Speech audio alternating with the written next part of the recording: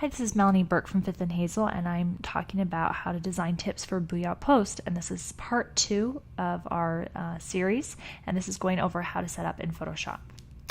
So the biggest thing that as you're setting up is this is what the image that we're going to be working on and creating in Photoshop. And I'm not going to do very much in Photoshop, but I do want to show you how to set up. So here we're going to go ahead and we're going to make a new canvas, and we'll start making it 600 pixels wide.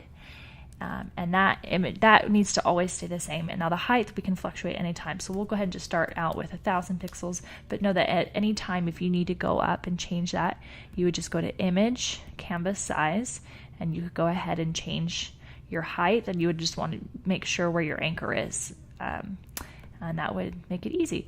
Now to drag images and start working with them into your Photoshop file, I normally like to have a browser open on top of my Photoshop file. So you can see I'll have them side by side, and then I simply go find the image of what I want.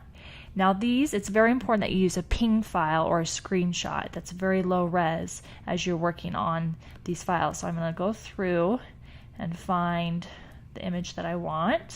Let's say we'll use this one, and you simply just drag it in.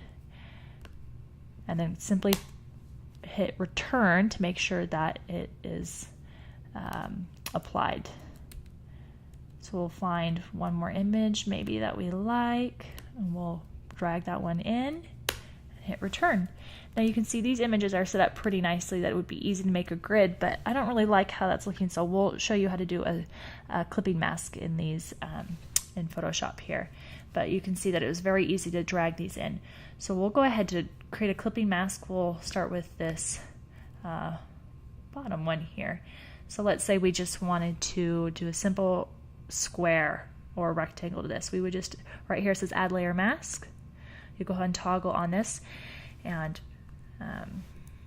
now here you can see that you have to pay attention to these black and white fills, because whatever you have in white, right now it's all in white, so it's showing everything here, but whatever you have in black will be masked off. So let's say that I wanted to just maybe tighten it up a little bit, okay? So I'm going to make a rectangle. We just want to crop out all of this, and we want to keep it consistent, so we'll do this exact same on top.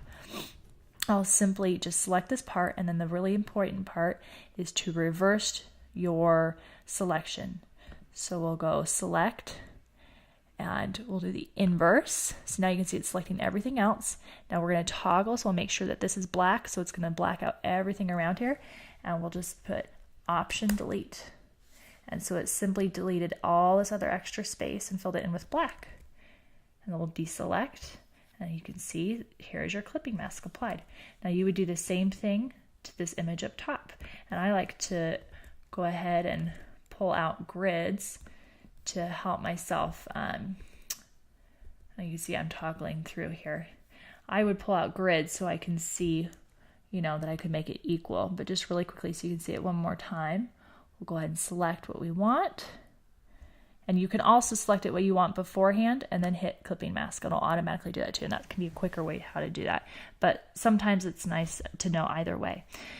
Like anything in Photoshop and Illustrator, there are several ways to do the same thing, and so you have to find what's comfortable with you and stick to it. So that is how you create clipping mask and how you set up and start to work with your images.